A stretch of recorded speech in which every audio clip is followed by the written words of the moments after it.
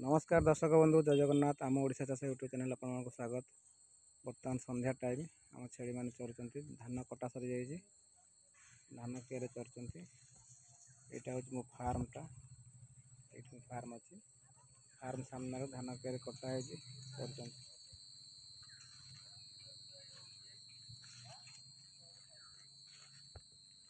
देखु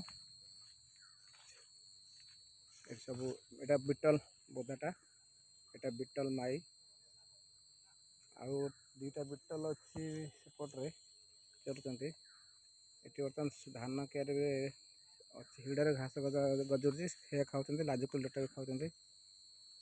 देखो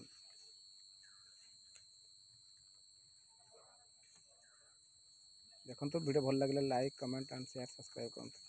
यहाँ हूँ Sojat cross breed Sojat and Sirohi cross breed. यहाँ हूँ बिटल ये तीनटा सिरोही आमर देख छोट ब्रीडर यहाँ सिरोही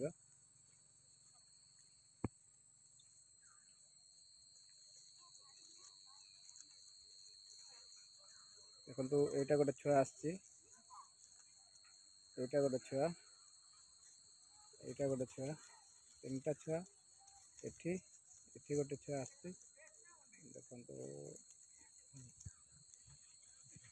ये भी बिटल छुआ एठी दीटा छुआ अच्छा